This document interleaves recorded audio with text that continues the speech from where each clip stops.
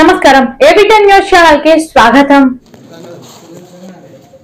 ఎన్నికల సందర్భంలో భాగంగా ఏర్పాటు చేసినటువంటి ఈ యొక్క కీ ఓటర్స్ సమావేశానికి సభాధ్యక్షులుగా ఉన్నటువంటి దీనరాజ్ గారు, వేదిక మీద ఉన్నటువంటి పెద్దలందరూ మరియు వివిధ సంఘాల నుంచి వచ్చినటువంటి ఎంఆర్పిఎస్ నాయకులు, రోడ్ సంఘ నాయకులు, ఇతర కుల సంఘ నాయకులు, మహిళలు అందరికీ మనస్ఫూర్తిగా ధన్యవాదాలు.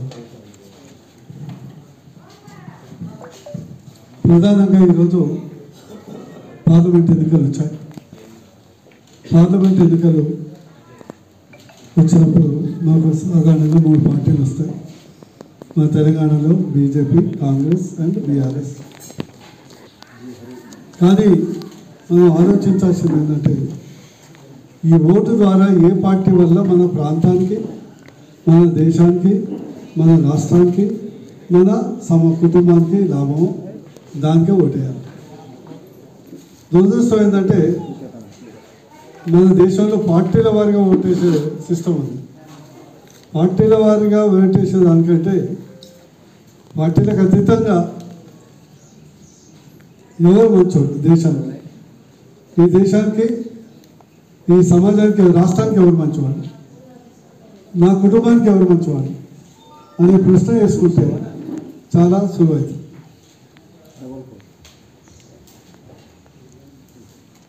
సాడగా మన ముందున్నటువంటి 4 ప్రశ్నలు: ఏ పార్టీకి వేయాలి, ఏ పార్టీకి వేయకూడదు, 2 మోడీ గారికి ఎందుకు వేయాలి, 3 బీజేపీ అభ్యర్థి బోవర నర్సయ్య గౌడ్కు ఎందుకు వేయాలి, 4 దీనివల్ల మాకు వచ్చే లాభం ఏంటి. ఈ 4 ప్రశ్నలు అనేది అవసరం. ఒక సినిమా ఉంటాయి, మా ఎవరు బాబుమోహన్, ఏమిటి, ఎలా, ఏంటి, ఎందుకు. అట్లనే ఈ 4 ప్రశ్నలు ప్రతి కుటుంబం వేసుకుంటే స్పష్టంగా అర్థమవుతుంది. ప్రతి ఓటరు, ప్రతి కుటుంబం డైనింగ్ టేబుల్ దగ్గరలో భోజనం చేసేటప్పుడు మీడియా మిత్రులు పార్టీలు అనే మైండ్ సెట్ పక్కకు పెట్టి ఒక నిమిషం ఎర్ర జెండా, కాషాయం జెండా, పింక్ జెండా, మంటపల్ జెండా ఇవన్నీ పక్కకు పెట్టి ఒక నిమిషం ఆలోచిస్తే నా కుటుంబానికి ఏది మంచిది, నా భువనగిరికి పార్లమెంట్కి ఏది మంచిది, నా రాష్ట్రానికి ఏది మంచిది, నా దేశానికి ఏది మంచిది. 4వ ప్రశ్న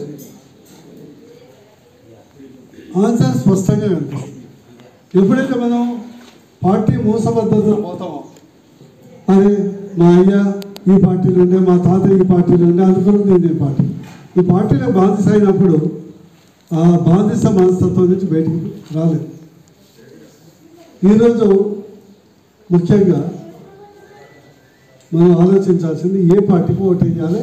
అతి ముఖ్యంగా ప్రజాస్వామ్యంలో ఏ పార్టీకి ఓటు వేయకూడదు అనేది ముఖ్యం.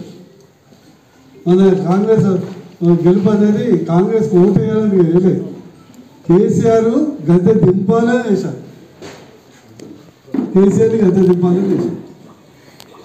ఎందుకు వేయద్దంటే, ఈరోజు బీఆర్ఎస్ తీసుకుంది. బీఆర్ఎస్ గల్లీలో లేదు, ఢిల్లీలో లేదు. బీఆర్ఎస్కు వేసే ప్రతి ఓటు వారికి వేసే వాళ్ళకు చెడు. ఎందుకంటే దాని వచ్చే ప్రయోజనం ఏం లేదు. ఒక్క ఎంపీ సీట్లో గెలిచేది లేదు, అగ్గి పెట్టేది లేదు. ఆల్రెడీ ఆయన కింద బాంబు వేరే వాళ్ళు పెట్టారు.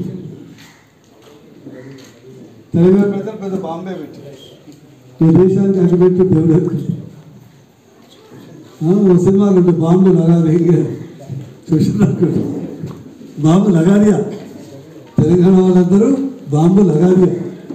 ఇక మనం దేశం మొత్తం అగ్గి,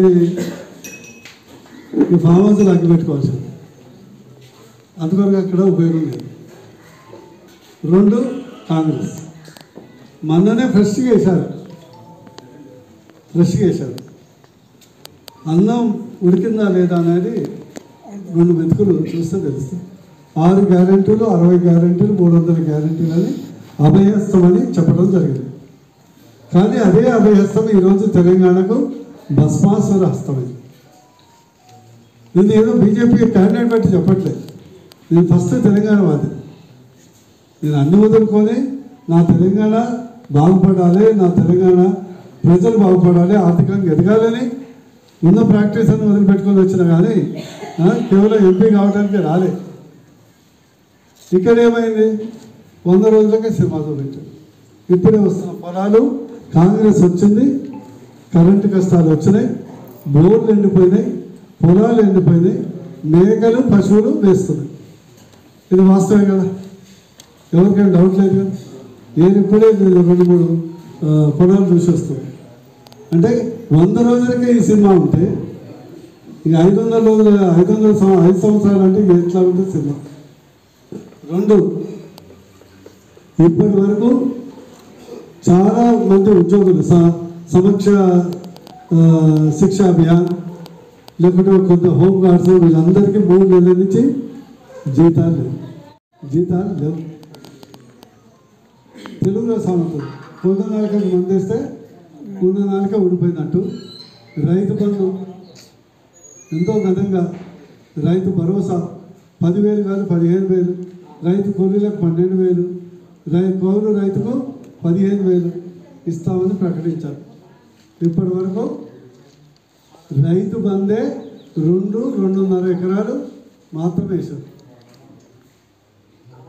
కనీసం గతంలో లాగా కూడా వేయలేదు. అంటే కాంగ్రెస్ వైఫల్యం చెందినట్టే కదా. ఒక మంత్రి అంటాడు రైతు బంధు వేయలేదంటే చెప్పుతో కొట్టండి అంటారు.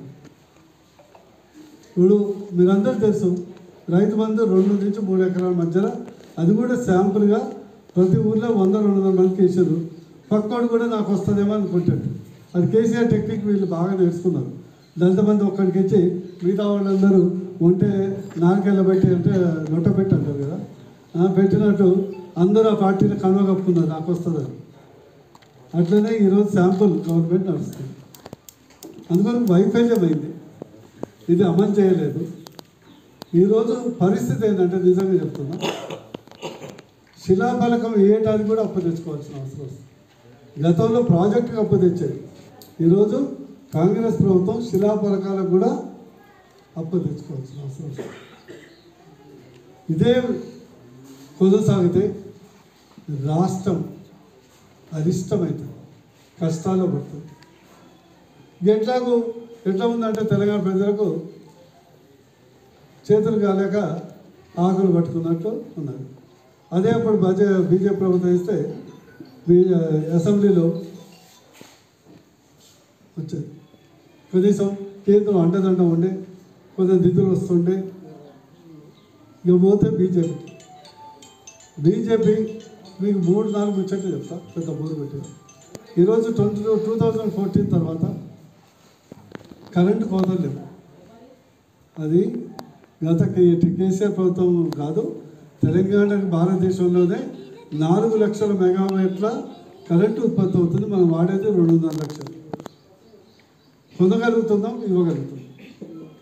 గతంలో రైతులకు ఎరువుల కొరకు పడిగాపులు భాష, ఈరోజు పొందగలుగుతున్నాం, ఇవ్వగలుగుతాం.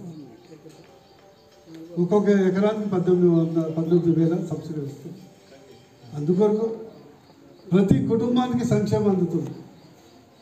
ఉచిత రేషన్ 80 కోట్ల మందికి, దాదాపు 2,80,000 కోట్ల సబ్సిడీతో ప్రతి సంవత్సరం ఉచితంగా రేషన్ ఇవ్వడం జరుగుతుంది. ప్రతి ఇంటికి గ్యాస్ ఇవ్వడం జరిగింది. ప్రతి ఇంటికి మరుగుదొడ్డి నిర్మాణం చేయడం జరిగింది. ప్రతి ఇంటికి 7 వ్యాక్సిన్స్ పిల్లలకు ఇవ్వడం జరుగుతుంది. ప్రధానమంత్రి ఆవాస్ యోజన కింద 4 కోట్ల ఇళ్ళు నిర్మాణం చేయడం జరిగింది. దురదృష్టవశాత్తు కేసీఆర్ గారు సైంధవుడిగా అడ్డుపడ్డారు. అందుకొరకు సంక్షేమం, మహిళలకు రిజర్వేషన్ కల్పించడం జరిగింది. రైతులకు మద్దతు ధర ఇస్తున్నాం. ఫసల్ బీమా యోజన ఉండుంటే ఈరోజు ఎండిపోయిన పొలాలకు కనీసం గిట్టుబాటు కాకుండా పెట్టుబడి అయినా లేదు. దురదృష్టవశాతం గత ప్రభుత్వం కేంద్ర ప్రభుత్వంతో అగ్రిమెంట్ కాకుండా ఉండటం వల్ల రైతులు నష్టపోతున్నారు. అందువరకు బీజేపీ అభివృద్ధి చూడండి, మన తిరుమలగిరి చూద్దాం. ఈరోజు మన తిరుమలగిరి నియోజకవర్గంలో కేసీఆర్ వల్ల డెవలప్ అయింది ఏం లేదు. ఈ జాతీయ రహదారుల వల్ల తిరుమలగిరి యొక్క తలరాత మారింది. సూర్యాపేట తిరుమలగిరి దుద్దేడ కానీ, లేదా నకరికల్ తాళంచెట్ల కానీ, యాదాద్రి భద్రాద్రి రోడ్డు కానీ,